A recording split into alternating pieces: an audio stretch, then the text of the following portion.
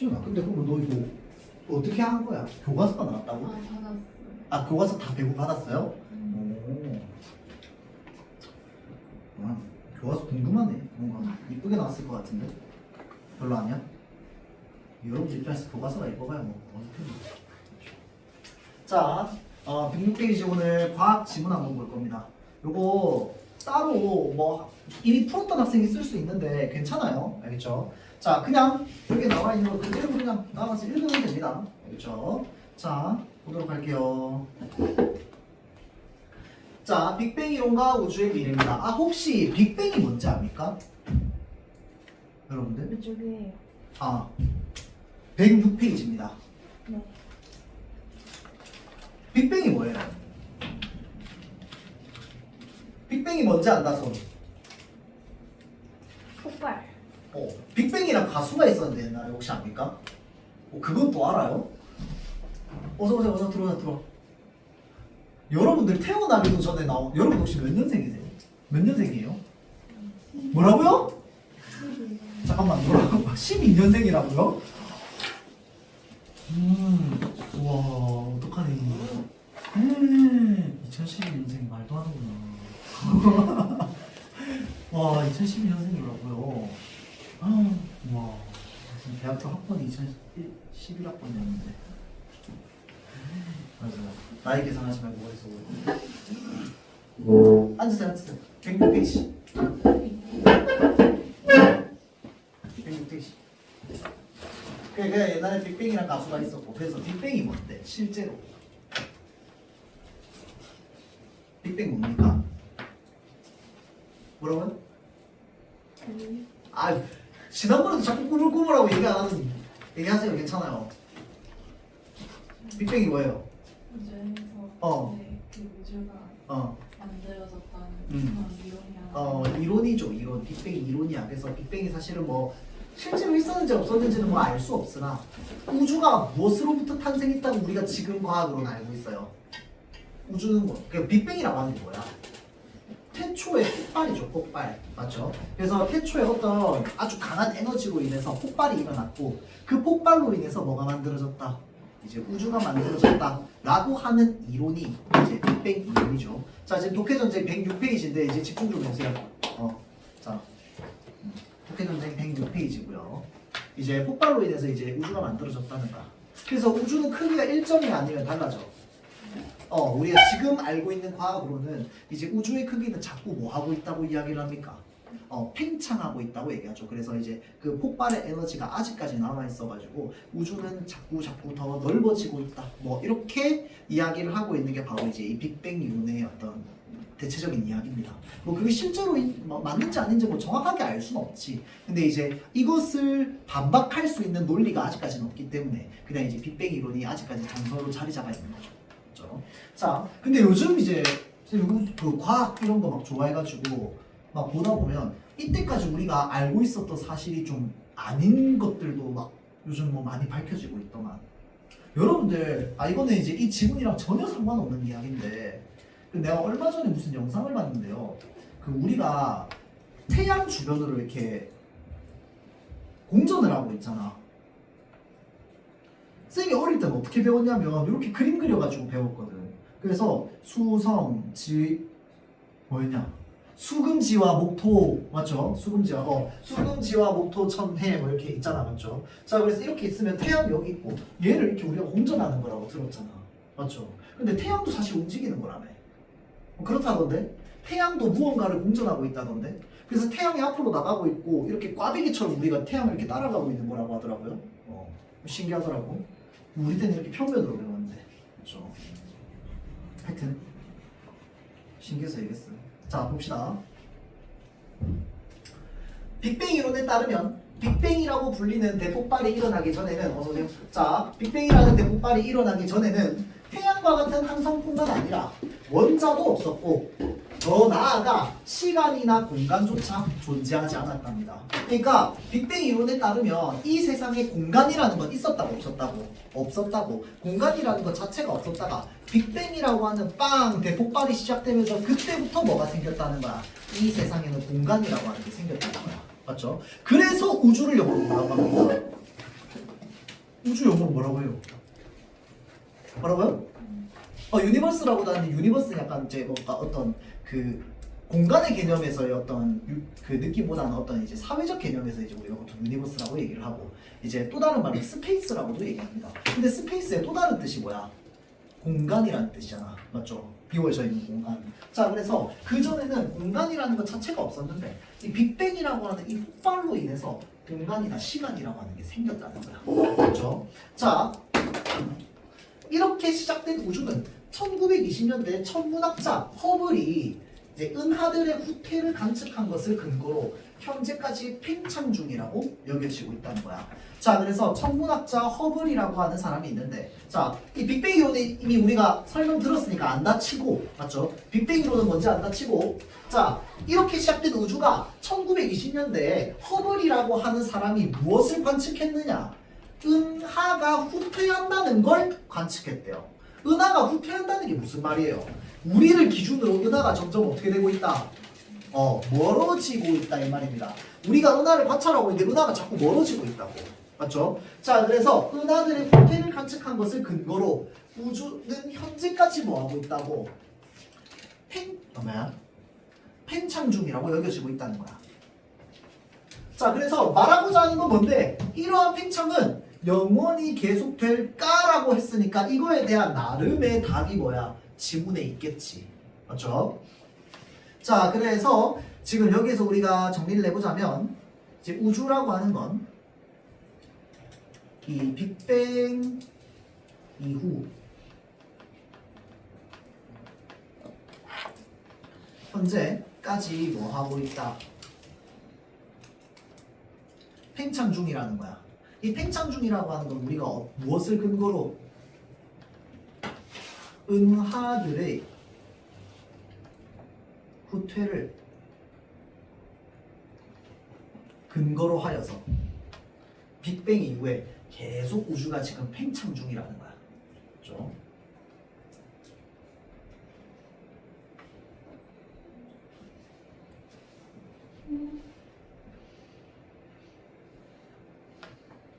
자, 다음 볼게요.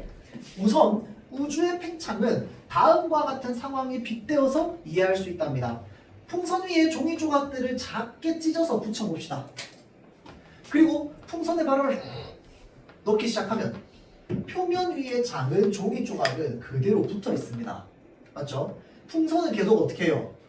부풀죠. 그러면 이 종이 조각과 종이 조각 사이의 거리는 같아요? 아니면 멀어져요? 멀어지죠. 왜? 풍선이 붕 이렇게 되니까. 맞죠? 자, 풍선은 계속 부풀어 커질 거고요. 우리는 종이 조각 사이의 거리가 점점 어떻게 될 거라고? 멀어질 거라고.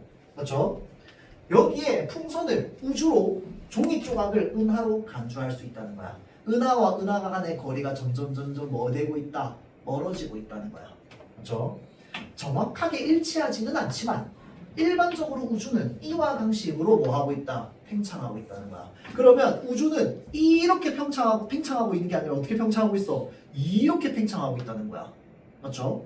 자, 은하들 사이의 공간이 팽창하면서 은하들이 조금씩 멀어지고 있는 것이랍니다. 공간 자체가 뭐 하고 있다? 늘어나고 있다는 것이. 뭐 새로운 정보는 없다, 그렇죠? 자, 그래서 자, 우주의 팽창은 마치 뭐 같은 거야? 이제 풍선에 바람을 넣는 것과 똑같은 거야. 그렇죠? 자, 그래서 어디냐?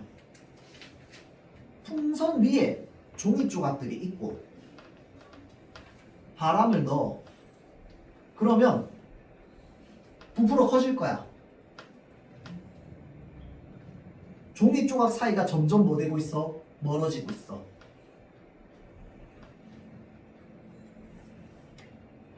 자, 그래서 그것을 바탕으로 뭐 얘기하는 거야? 은하들이 조금씩 멀어지고 있다. 이건 예시잖아. 예시를 바탕으로 은하들이 조금씩 멀어지고 있다는 것에 대해서 이야기를 하고 있죠.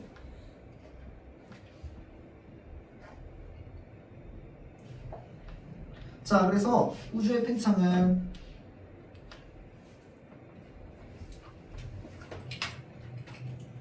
자, 쌤이 정리할 때 항상 예시는 따로 정리를 안 할 겁니다. 알겠죠? 예시는 뭐 우리가 그냥 보면서 이해하는 얘기 때문에. 맞죠? 필요하면 다시 전부 돌아오면 되고. 그래서 이 문단에서 하고 싶은 말이 뭔데? 우주의 팽창으로 인해서 뭐가 되고 있다? 뭐가 되고 있어? 우주의 팽창. 자꾸 뻐끔뻐끔하지 말고. 자, 우리 얘기해주세요. 우주의 팽창으로 인해서 뭐가 되고 있다? 뭐라고요? 멀어지는 뭐가 멀어지고 있다? 은하. 은하가 멀어지고 있다. 맞죠? 자, 우주의 팽창은 우리에게 은하 사이의 거리가 멀어진다는 뜻이라는 거야. 우주가 커진다는 거는.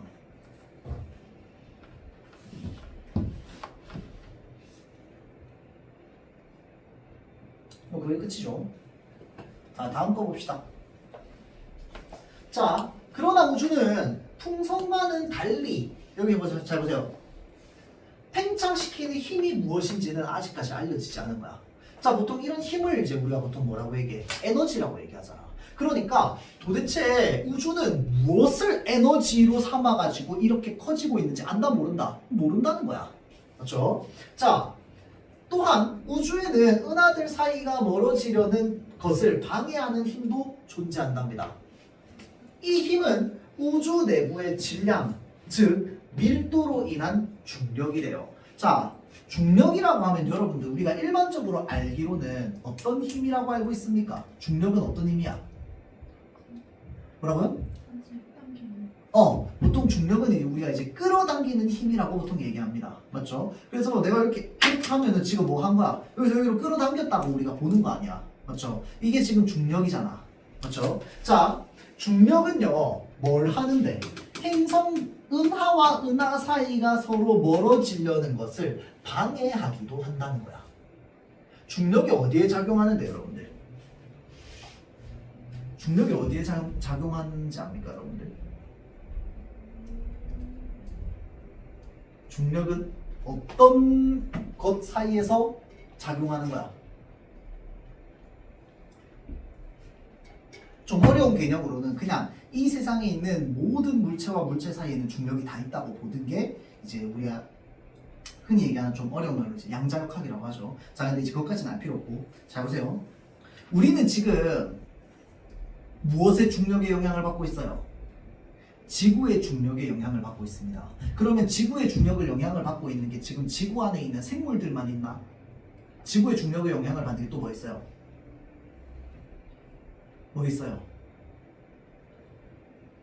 현재 혹시 압니까? 지구의 중력을 받고 있는 게 우리 인간 말고 이 지구에 있는 생명체 말고 뭐도 있어요? 태양이요? 대기? 그렇죠. 대기도 있죠. 대기도 저 중력의 영향을 받죠. 그럼 지구 바깥으로 나가면 지구 바깥에 왜 지구야?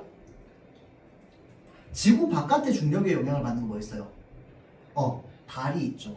맞죠? 그러면 달은 왜 지구의 중력을 영향을 받는다고 얘기해? 달이 지구를 뭐하고 있기 때문에? 공전하고 있기 때문입니다. 맞죠? 달이 지구 주변을 돌고 있는데 이 지구 주변을 돌고 있다는 게 지구가 달을 끌어당기는 증거가 되는 이유가 뭡니까? 혹시 알아요? 그러니까 달은 지구의 중력에 영향을 받아서 공전하고 있다며. 맞죠? 그러면 이렇게 지구의 주변을 돌고 있는 게 왜 지구가 달을 끌어당긴다라고 얘기할 수 있는데요?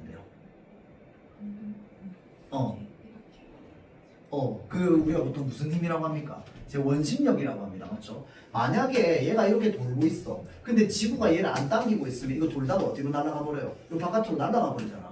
맞지? 자, 그러니까 지구가 얘를 잡아당기고 있어야 계속 돌고 있을 거 아니야. 그럼 봐봐봐. 우리가 지금 우주가 계속 팽창한다며. 그러면 이론상으로 따지면 우주가 팽창하면 지구와 달 사이도 어떻게 돼야 돼요? 멀어져야 되잖아. 맞지? 근데 얘 지금 서로 끌어당기는 힘이 있어. 그럼 우리 지구는 또 뭐가 끌어당기고 있는데? 태양이 끌어당기고 있잖아. 맞지? 그래서 우리 지구가 지금 태양을 공전하고 있는 거 아니야. 우리 태양계는 전부 태양의 중력에 의해서 돌고 있는 거잖아. 맞죠? 자, 그렇게 따지면 서로 다 이렇게 끌어당겨지고 있으면 얘네 사이는 멀어져 안 멀어져? 안 멀어질 거 아니야. 맞죠? 자, 그러니까 얘네들은 은하들 사이가 멀어지려는 뭐야? 중력의 힘도 있음에도 불구하고 지금 계속 뭐 하고 있다는 거야? 은하들이 서로 멀어지고 있다는 거야. 이 에너지 어디서 나오냐고. 맞죠? 지금 여기 이 문장에서 말하고 있는 게 그겁니다. 맞죠? 우주의 평균 밀도가 어떤 특정한 값보다 크면 언젠가 수축할 것이고 반대로 그 값보다 작다면 영원히 팽창할 것임을 추론할 수 있답니다. 자, 이거는 솔직히 말하면 내가 여러분들 입장에서 좀 이해하기 어려울 거라고 봐요. 이해하기 어려우면 뭐 하면 돼?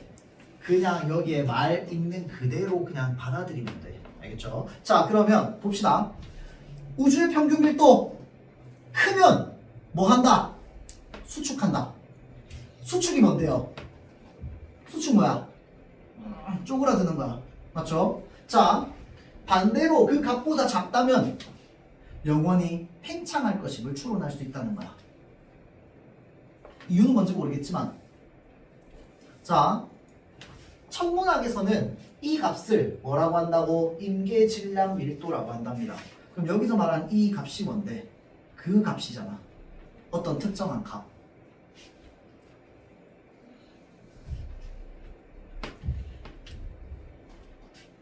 이 값으로 현재 우주의 밀도를 나눈 것이 바로 밀도 계수에서 오메가라고 표시가 된다는 거야.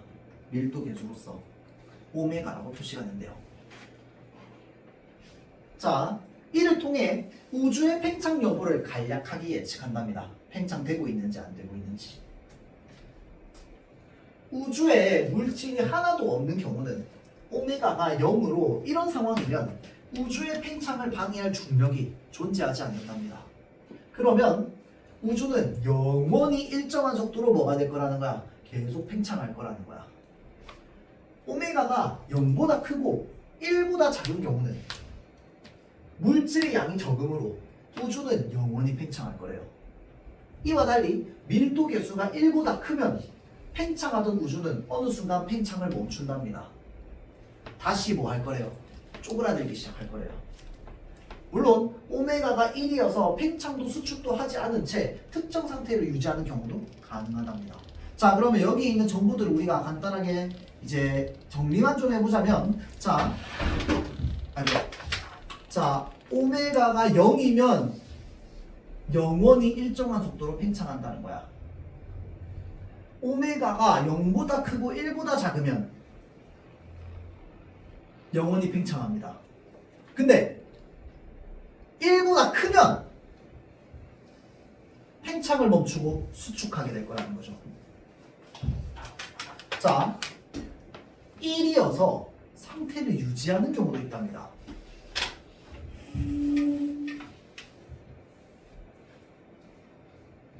자, 요거는 그러면 정보가 매우 많다, 그렇죠? 자,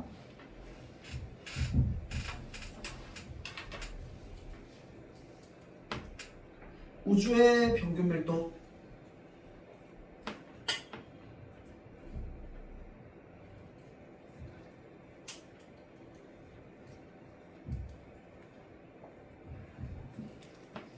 크면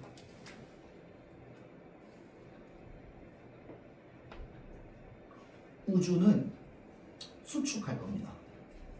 이게 큰 게 사실은 특정 값보다 큰 건데 그냥 크다고 했어. 알겠죠? 화살표로. 자, 다음 우주의 평균 밀도가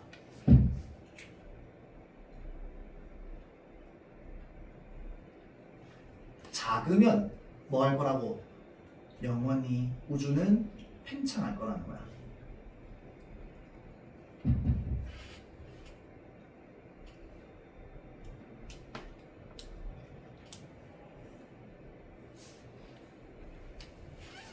자, 그래서 이 밀도 계수를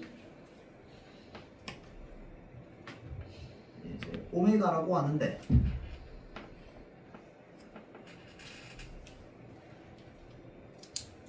오메가가 0이면 일정한 속도로 영원히 팽창합니다.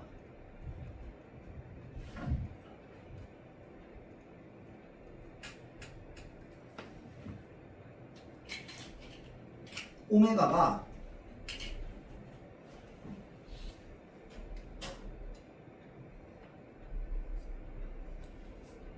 0보다 크고 1보다 작으면 그냥 뭐 한다? 영원히 팽창한답니다.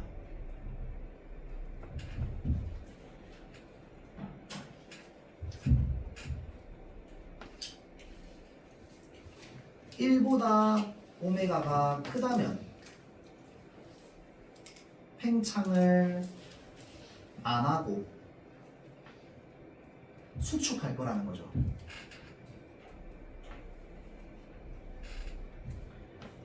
오메가가 1이랑 똑같으면 어떻게 된답니까? 특정 상태를 유지한답니다.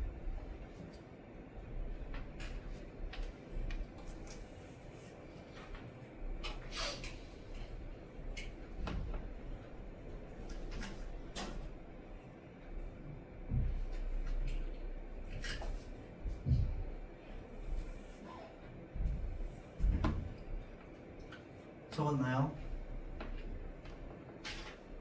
오케이. 자, 다음 문단 보면 놀랍게도 최근의 관측 결과는 오메가가 점점 어디로 향하고 있답니까?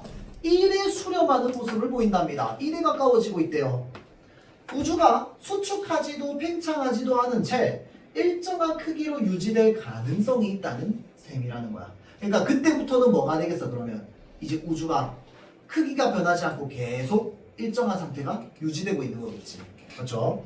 자, 당장 우주의 미래를 낙관하기에는 이르답니다. 왜 그런데? 빅뱅 이론에 따르면 양성자나 중성자 같은 무거운 입자가 차지하는 천체들의 평균 밀도는 임계질량 밀도에서 겨우 4%에 불과하다는 거야. 나머지 96%를 채우고 있는 물질의 정체에 대해 우리는 거의 알지 못하는데 과학자들은 일단 그 물질을 암흑에너지나 암흑물질이라고 부르면서 연구를 진행하고 있답니다. 우주의 운명을 푸는 열쇠가 바로 여기에 놓여있다. 뭐야, 결론이 없네. 자기도 모른다는 얘기잖아. 그렇죠? 자, 여기서 얘기하고 있는 건 뭘까요, 그러면? 자, 잘 보세요. 관측 결과 1에 점점 수렴하고 있다고. 그 말은 무슨 말인데? 일정한 크기로 유지가 될 가능성이 높다는 거야. 근데 그러니까 양성자나 중성자 같은 게 무거운 입자잖아. 무거운 거.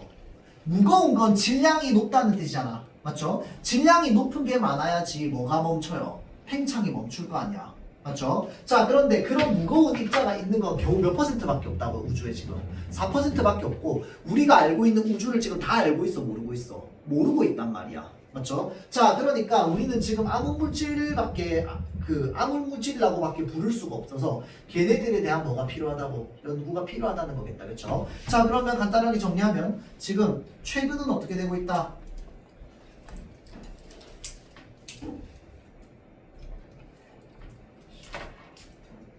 오메가가 1에 수렴하고 있다.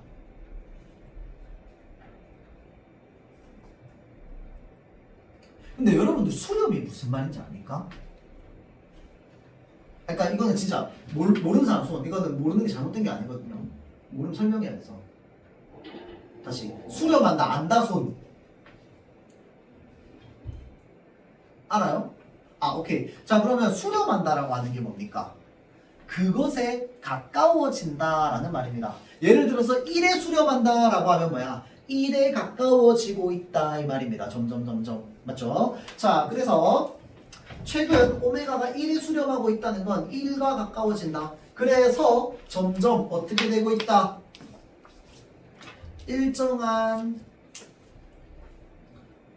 크기로 이제 유지될 것이라는 걸 우리가 알 수 있다.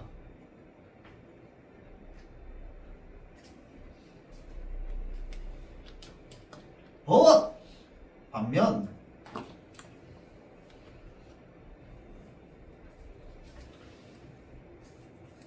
무거운 입자가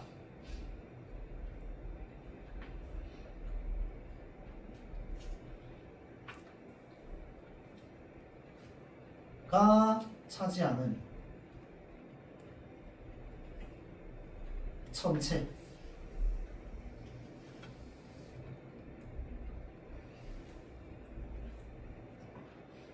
전체 몇 퍼센트밖에 안 된다. 4%밖에 안 된다. 이 사실은 정확하게 말하면 평균 밀도가 인기 질량 밀도의 겨우 4%라는 건데 그냥 우리가 이야기로도 뭐만 이해하고 있으면 됩니까? 그냥 이 무거운 입자가 차지하는 정도가 4%밖에 안 돼가지고 우리가 지금 모르는 게 너무 많다 이 얘기잖아. 맞죠? 자, 그래서 뭐가 필요하다? 아무 물질에 대한 연구 필요하다 를 결론적으로 얘기하고 싶은 거죠. 왜? 우리가 지금 알고 있는 건 이 무거운 입자가 4% 전체 4%밖에 안 되기 때문에 우리는 뭐에 대해서 알아야 돼? 이때까지 지금 우리가 알고 있지 못한 96% 이거 우리가 모르는 거란 말이야. 이 모르는 물질에 대해서 연구가 필요하다는 거죠. 맞죠? 자, 그래서 얘기하고자 하는 게 요거겠다. 그렇죠? 정리됐어요? 오케이. 자, 그러면 다른 질문으로 넘어갑시다. 페이지는 138페이지.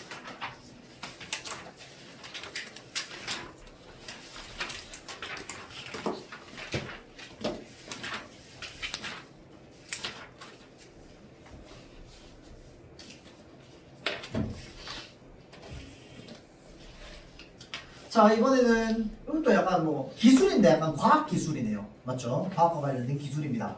자, 그래서 기술은 기술인데 광유전압 기술이다. 광이 뭔데요? 미치겠다. 그쵸? 이 유전은 뭐야? 이게 배를 이어서 이제 유전되는 거잖아. 맞죠? 자, 그래서 광유전압은 여기 되어 있는데요. 빛과 유전압을 접목한 기술이랍니다. 자, 볼게요. 광유전압은 빛과 유전압을 접목한 기술로 빛에 반응하도록 유전자를 뭐 했다? 조작했다는 거야. 자, 그래서 유전자를 조작한 신경세포를 만들어낸 후 그 신경세포의 반응을 빛으로 활성화시킨답니다. 자, 봅시다.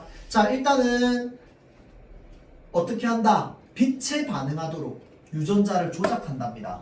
자, 그러고 나서요. 신경세포를 만들어냈는데 얘의 반응을 무엇으로 활성화시킨다? 빛으로 활성화시킨다.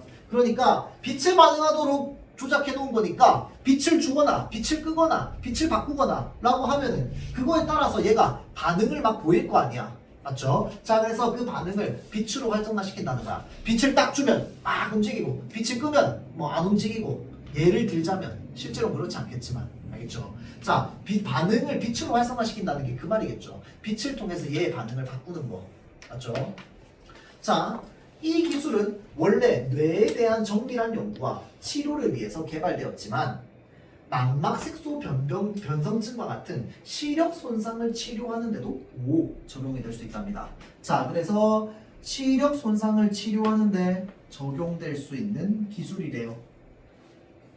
자, 정리하자면 광유전압이라고 하는 게 있어.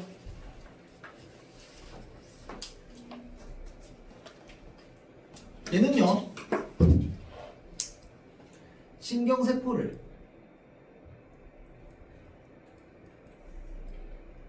어떻게 조작해? 빛에 반응하도록 조작합니다.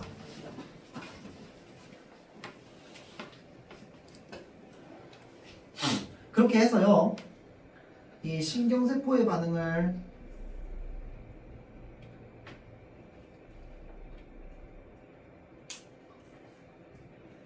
빛으로 활성화한대요.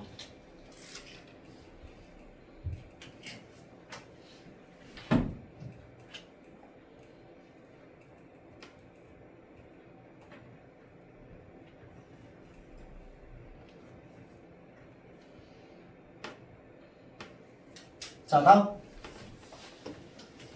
자, 망막색소 변성증은 망막의 광수용체가 손상되어 시력을 잃는 질환이랍니다. 시력을 잃는 질환이랍니다.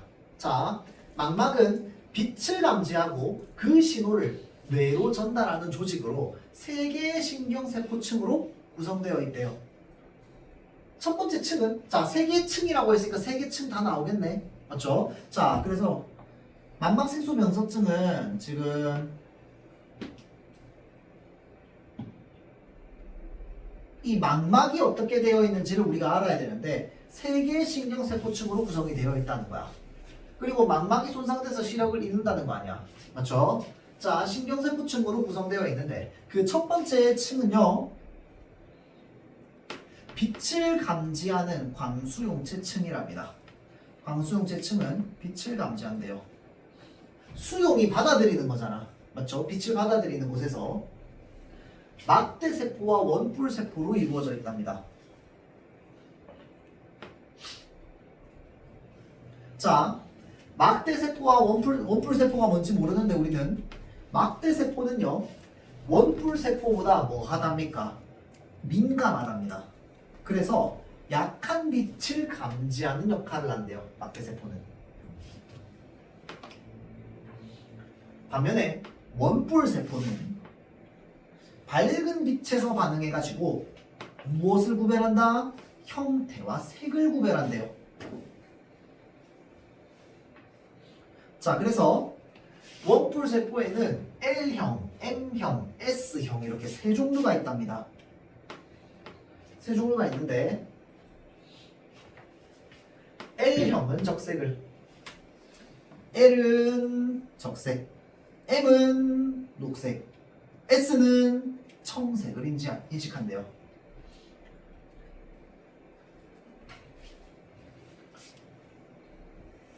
인간은 3종류의 원뿔세포가 흡수한 빛의 정도를 이용해서 색을 인식한답니다. 자, 3종류의 원뿔세포가 흡수한 빛의 정도를 통해서 색을 인식하고요. 자, 여기까지가 바로 몇 번째 층의 이야기야? 첫 번째 층의 이야기입니다. 맞죠? 첫 번째 층. 자, 다음 두 번째 층은 광수용체 층과 세 번째 층을 뭐 하는 역할을 한다? 연결하는 양극세포로 구성되어 있대요. 자, 그 다음 신경절세포로 이루어진 세 번째 층은 시각 신호를 시신경을 통해서 뇌로 전달한답니다. 이건 뭐 생략할 정보가 없네. 자, 그래서 요거는 지금 무엇의 구조에 대해서 얘기하고 있어? 망막의 구조에 대해서 얘기하고 있어. 근데 망막의 구조를 지금 왜 얘기하고 있는데 이 글에서? 망막이 손상되면 뭐가 되기 때문에? 시력이 손상되기 때문에. 맞죠? 자, 그래서 망막은 크게 3개의 층으로 이루어져 있는데, 자, 1층은요. 첫 번째 층이죠. 쉽게 1층이라고 할게요. 실제 1층은 아니겠지만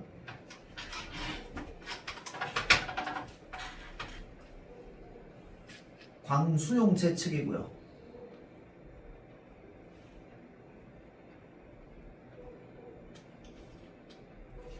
원뿔세포랑 그 다음에 막대세포가 있다는 거야.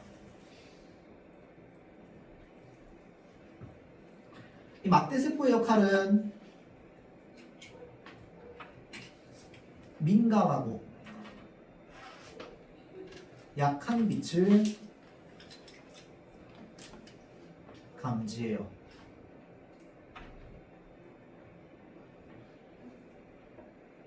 자, 다음 원뿔세포는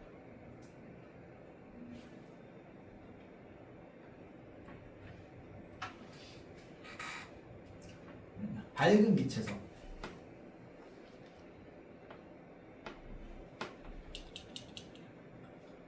형태와 색을 구별하네요.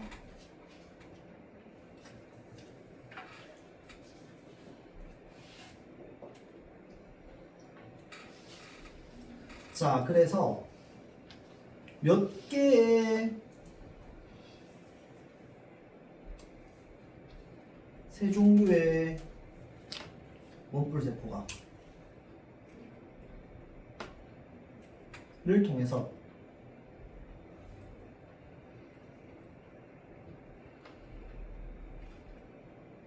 색을 인식합니다. 그게 이제 뭐 M형, S형 이렇게 있다, 그쵸? 자, 다음 2층, 두 번째 층은 뭘 한답니까? 1층과 첫 번째 층과 세 번째 층을요 연결하는 역할을 한답니다. 자, 그래서 양극세포로 구성이 되어 있대요.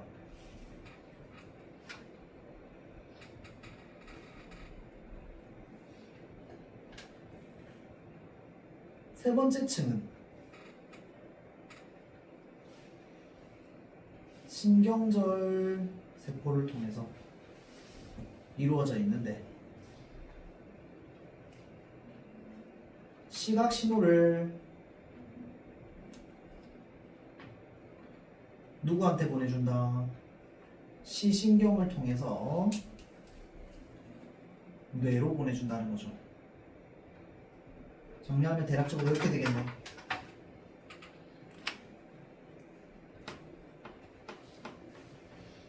한 문단 안에 들어가 있는 정보가 좀 많다, 그쵸?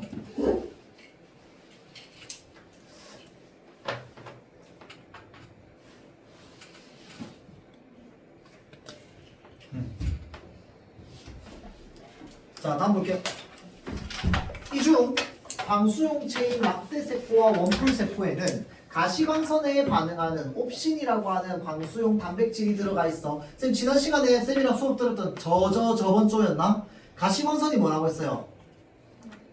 볼 수 있는 우리 눈으로 볼 수 있는 광선을 가시광선이라고 했습니다. 가는 가능할 가짜, 시는 볼 시자. 그래서 우리 눈으로 보는 게 가능한 이런 하얀 빛들, 이런 것들이 전부 가시광선이라고 했습니다. 알겠죠? 자, 그래서 이 중 인간의 광수용체인 막대세포와 원뿔세포에는 가시광선에 반응하는 옵신이라고 하는 광수용 단백질이 들어가 있답니다. 자, 우리 눈이 가시광선에 반응하는 건 당연한 거야. 왜? 가시광선의 말이 뭔데? 눈으로 볼 수 있는 광선을 가시광선이라고 한다며.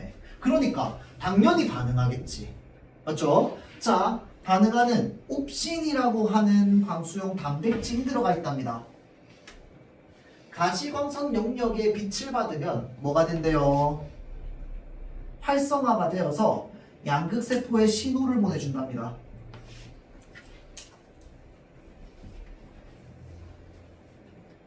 자, 그런데 망막색소 변성증에 걸린 환자들은 양극세포와 신경정세포를 가지고 있더라도 광수용체가 손상되어서 시각 신호를 보내지 못한다는 거야.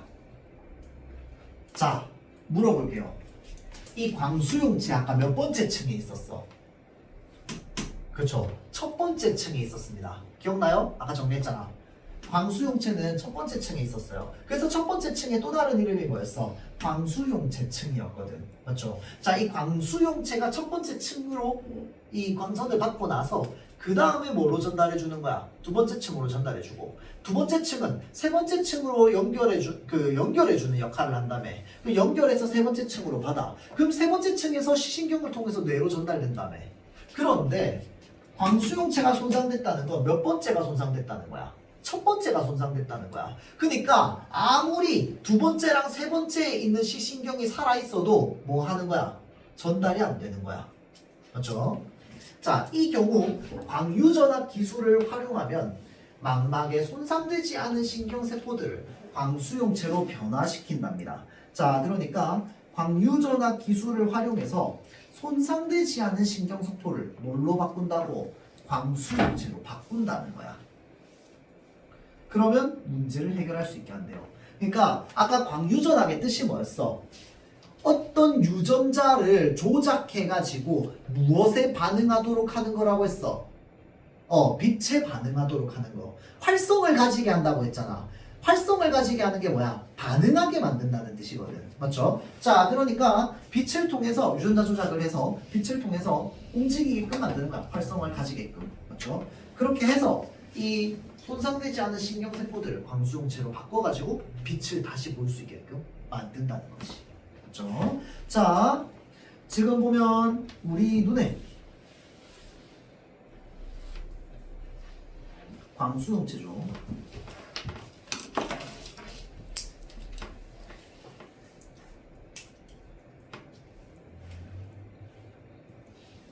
안에는 옵신이라고 하는 성분이 있어.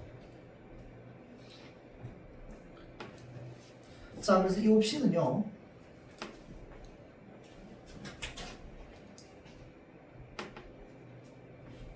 빛을 받으면 활성화가 되어서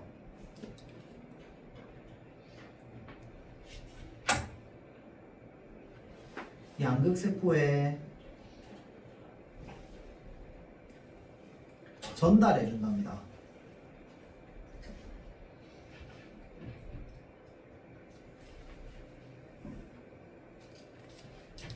자, 그런데 망막, 색소, 변성증을 가지고 있는 사람은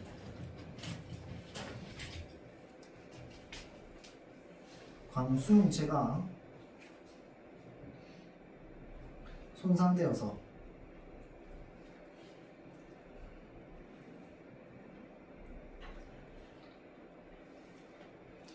뇌에 신호를 보내줄 수가 없습니다.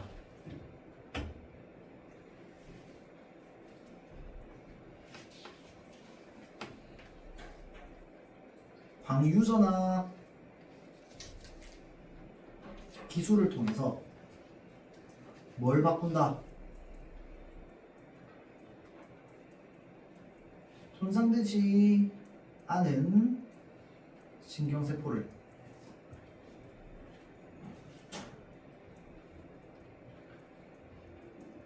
광수용체로 바꾸는 기술이 있답니다. 그리고 그게 이 문제를 해결할 수 있대요.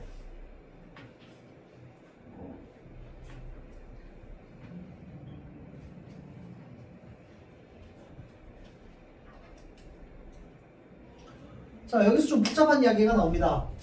그렇다면 어떻게 환자의 신경세포들을 광수용체로 변화시킬 수 있을까? 여기에는 물에 사는 단세포 녹조류인 클라미도모나스의 유전자가 이용된대요. 이거 왜 이렇게 어려워? 자, 단세포 녹조류인 얘가 있답니다. 이용된대요.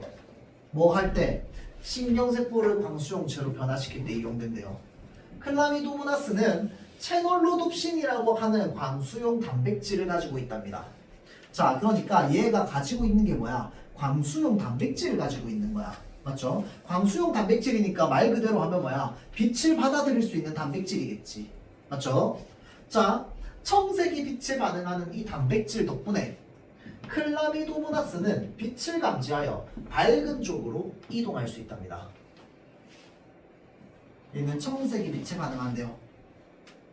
뭐 할 수 있다? 이동할 수 있답니다. 다른 말로 하면 뭘까요? 활성을 가질 수 있다 이 말입니다. 빛을 통해서. 그럼 아까 원했던 뭐야? 광유전압이 목표에 가까워지겠지. 맞죠? 망막 색소 변성증의 광유전압적 치료법은 이 체놀로놉신을 인간 신경세포에 생성시키는 게 목표랍니다. 얘를 뭘로 바꿔? 여기에 생성하도록 바꾸는 거. 이게 목표인 거야.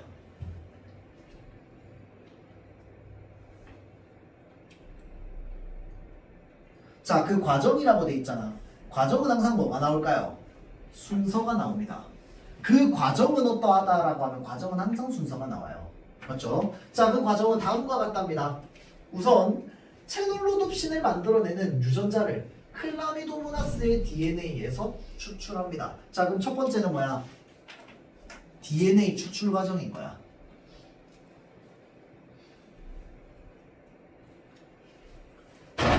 조작된 바이러스의 DNA에 끼워 넣는답니다. 추출해서 끼워 넣는 것까지가 첫 번째.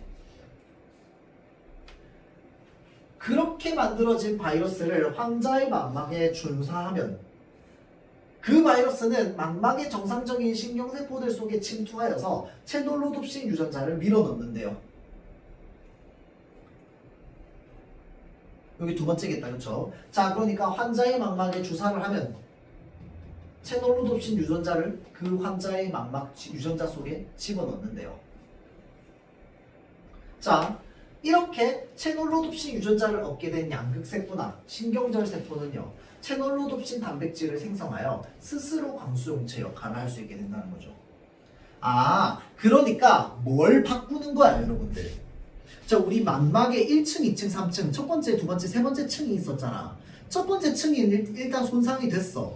그래서 빛이 안 받아들여진단 말이야. 그러면 두 번째랑 세 번째 층에 남아있는 게 뭐였어? 양극세포가 몇 층에 남아있는 거였어? 두 번째 층에 남아있는 거였어. 그 다음에 신경절세포 어디에 남아있는 거였어? 세 번째 층에 남아있는 거였어. 근데 얘네들은 전부 광세포야? 원래는 아니거든. 원래는 광수용체가 아니었는데 뭐야? 이 광유전학을 통해서 뭘로 바꿔버리는 거야? 스스로 광수용체 역할을 하도록 바꿔버리는 거야. 그러니까 양극세포랑 신경절세포는 원래 지가 가지고 있는 역할이 있는데 얘네들을 뭘로 바꿔버려? 광수용체 세포로 바꿔버리니까 얘가 광도 수용하고 뭐도 하는 거야? 전달도 해주는 거야. 맞죠? 자, 그래서 그렇게 바꿔버린다는 거죠. 자, 그래서 이제 광수용체를 변화시키는 것.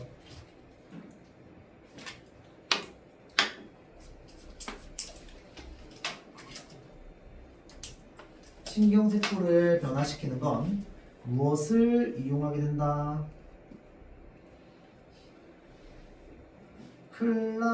클라미도모나스.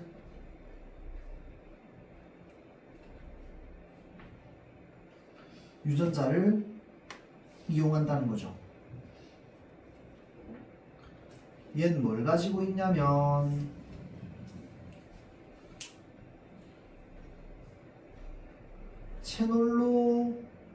채널로놉신이라고 하는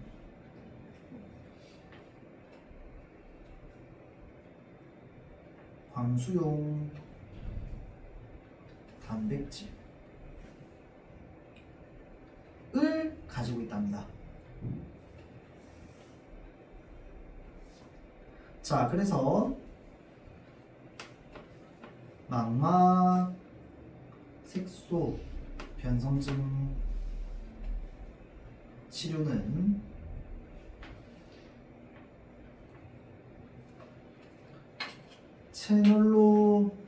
채널로놉신을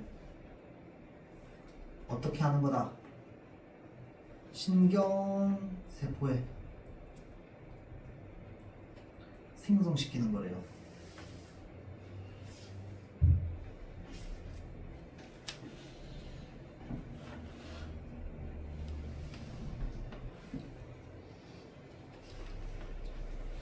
자, 그래서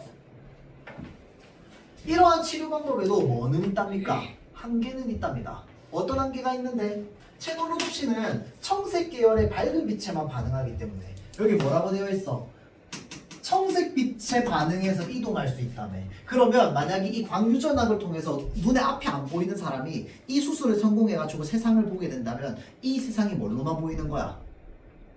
청색 아니면 까만색으로만 보이는 거야. 이게 이해돼? 그러니까 우리가 볼 수 있는 이 다채로운 색깔을 볼 수 있는 게 아니고 마치 흑백 세상처럼 볼 수 있게 되는 거지. 이해되죠? 왜? 청색만 감지할 수 있으니까. 맞죠? 자, 그래서 자, 청색 계열의 밝은 빛에만 반응하기 때문에 이 치료를 받은 환자들은 앞은 볼 수 있다 하더라도 뭘로만 볼 수 있어? 단색, 하나의 색깔로만 세상을 보게 되는 거야. 마치 흑백처럼. 그렇죠? 자, 약한 조명 아래에서는 뭘 볼 수 없대요? 사물을 잘 볼 수 없다는 단점이 있답니다. 그렇죠? 자, 그래서 이 망막 색소 변성증 치료는요, 어떤 한계가 있다? 첫 번째, 단색으로만 볼 수 있는 한계가 있고, 두 번째, 약한 조명에서는 볼 수 없다는 두 가지 한계점이 있다. 그래도 근데 앞이 안 보이는 사람 그렇게 볼 수 있게 해주면 상당히 큰 생활에 도움이 될 것 같은데요. 맞죠?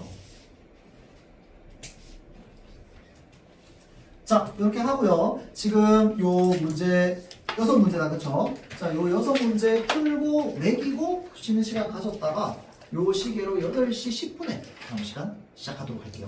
그렇죠?